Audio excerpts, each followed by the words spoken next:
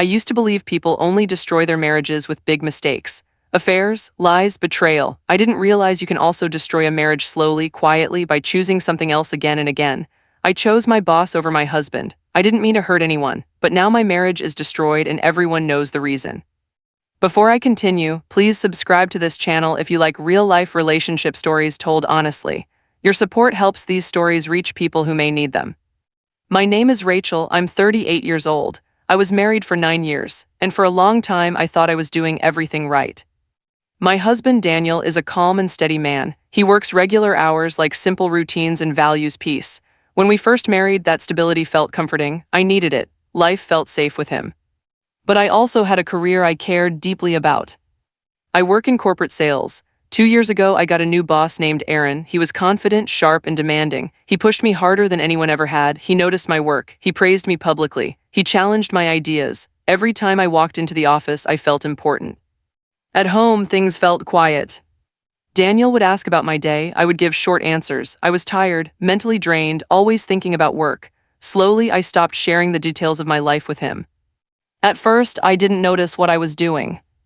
Work dinners replaced home dinners. Late meetings replaced evenings on the couch. Weekend calls replaced relaxed mornings. Daniel never complained loudly, but I could see the disappointment in his eyes. "You're always working," he said once. "It's temporary," I replied. It was. Aaron relied on me more and more. He called me his right hand. He said he couldn't run things without me. Hearing that felt powerful, addictive. Daniel needed me too, but in quieter ways, in ways I had started to overlook. The moment everything shifted happened when Daniel got sick. Nothing dramatic, but enough that he needed help for a few days. He asked me to stay home with him. I told him I couldn't. We had a major presentation. Aaron needed me, the company needed me. Daniel didn't argue, he just nodded. That should have been my warning sign.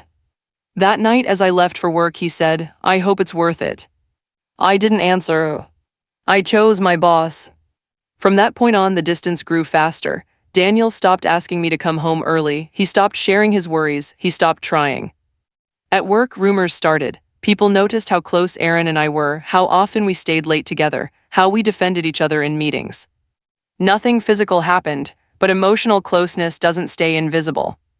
One evening, Daniel finally asked me directly, "Are you choosing him over me?" I laughed it off, "Don't be ridiculous." But the truth is, I already had.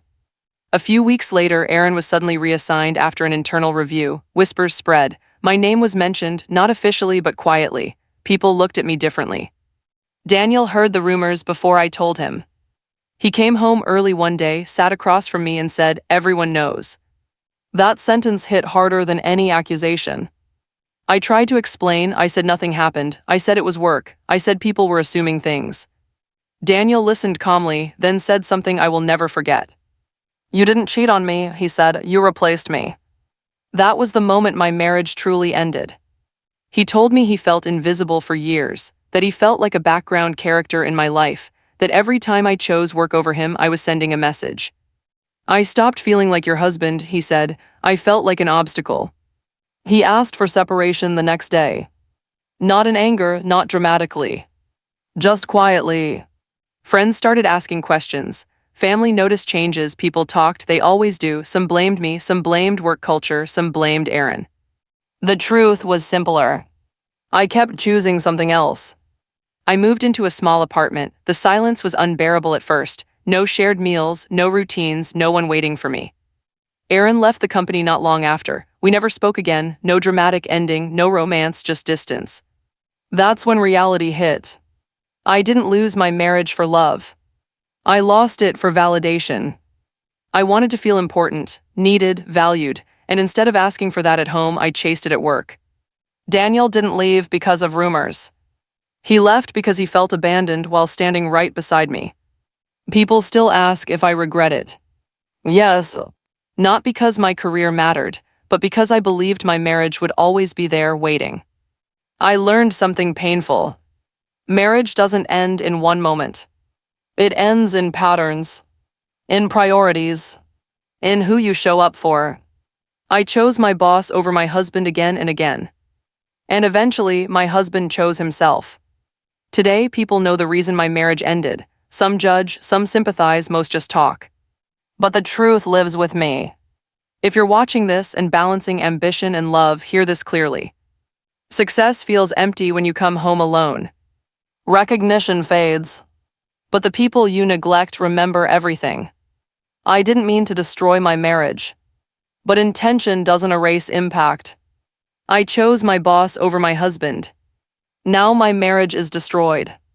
And the hardest part is knowing I did it one choice at a time.